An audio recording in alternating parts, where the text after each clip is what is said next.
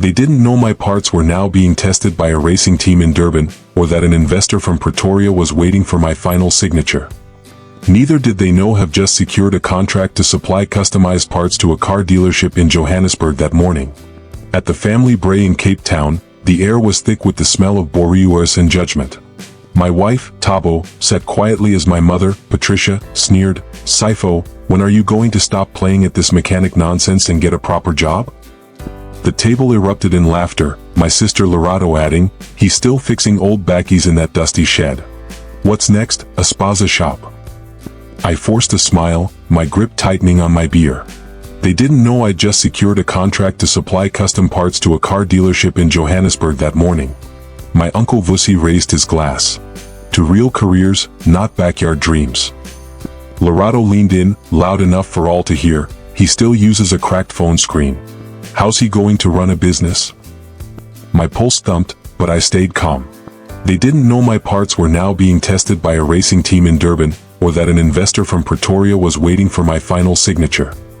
They saw me as the guy who dropped out of engineering school to tinker in a shed, the same shed they mocked every Easter. "Maybe you should have just married richer," Lerato quipped, smirking. My mother nodded, sipping her rooibos tea. Some people aren't cut out for success. My phone vibrated under the table, a message from my supplier, "Your parts are now in 12 dealerships across South Africa." My chest tightened, not with anger, but with resolve. I said nothing. My moment would come, not at this braai, but at a bigger stage, a family reunion next week, with guests, cameras, and a surprise they'd never forget. The following Saturday, our extended family gathered at my cousin's wedding in a lavish Pretoria venue, marquees, fairy lights, and fake smiles. I walked in wearing the same faded jacket they mocked last year, but this time it felt like a badge of honor. Aunt Miriam spotted me first. "Oh, Sipho's here, still playing with his spanners?" She chuckled, sipping sparkling wine. Lerato chimed in, "He says it's a business now." The table roared. "Maybe he means he's fixing cars globally," my cousin Themba scoffed. I kept my composure. I'd learned long ago that when you're holding a winning hand, you don't brag, you wait. I gave a subtle nod across the room. The MC stepped up to the mic. "Before we continue, we have a special announcement from one of our guests, Mr. Sipho Ndlovu." Heads turned, glasses paused. I walked to the stage, my boots echoing on the polished floor, and took the mic. "I know you all see me as the shed guy," I began, scanning their smug faces. "But let me share some numbers." The screen behind me lit up, regional presence, 12 dealerships. Last quarter revenue, R12 million. Partnerships, BMW, Toyota, Volkswagen. Gasps echoed. Uncle Vusi's beer spilled. My mother's face froze. Lerato's jaw dropped. I smiled. Turns out, the backyard dream pays better than your office jobs. I clicked to the next slide, featured in Business Day, the shed king who revolutionized auto parts. Silence gripped the room. No one dared to laugh now. Just as I stepped off the stage, Themba stood up. "If you're so rich, why did you borrow money from Gogo last year?" I turned, smiling calmly. "That was a test, and she passed." "You didn't. That loan?" It came back to her with shares in my company. Gogo raised her glass, winking. The room they stood in was funded by the brand they'd mocked. After the event, their attitudes shifted, but not with apologies. Uncle Vusi sent me his CV, offering consulting. Lerato texted, "Hey, bro, let's collab, I know car influencers." My mother invited me to dinner, acting as if she'd never belittled me. I wasn't interested in their sudden kindness. I remembered their insults, their laughter, their dismissal of my scrap metal hustle. I smiled politely, like a CEO handling amateurs. At a small family dinner the next week, my father, Joseph, poured brandy and said, "Sipho, let us help manage your business. We're family, after all." I set my fork down. "You told me to sell my tools and get a desk job. Now you want in?" He coughed, mumbling, "That was before we knew you were serious." I laughed softly. "No, before you knew I was successful." I slid a folder across the table, contracts to remove their names from my company's trust. "I'm restructuring," I said. "The shares I promised when I started?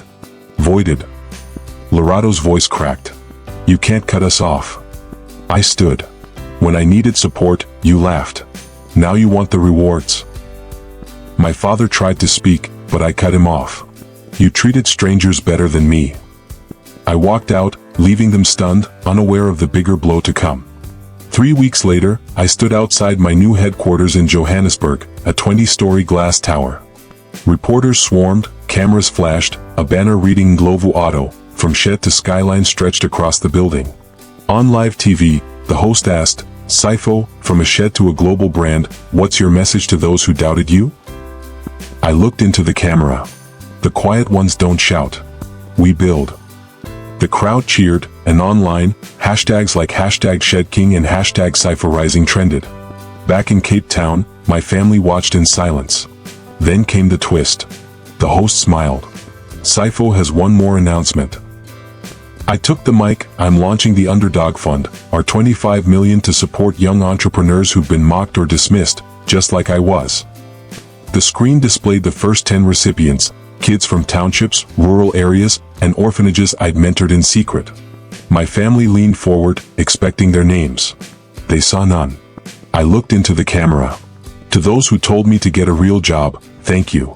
You made me unstoppable. The applause was deafening. 2 months later, my name was everywhere, magazines, podcasts, billboards. And Glovo Auto crossed our $200 million in revenue. But something lingered. My mother had been calling daily. I ignored her until a message arrived, a photo of Gogo in a hospital bed. I flew to Cape Town that night. In the hospital, Gogo smiled weakly. I knew you'd come. She gripped my hand. You were always meant for greatness. Tears stung my eyes. You believed in me when no one did, I whispered. She passed 2 days later, peacefully. At the funeral, Lorado wore oversized sunglasses, hiding her guilt. My father handed me a letter. From Gogo. Only for you. That night, in Gogo's old chair, I read her words. Saifo, I knew they'd try to take your success.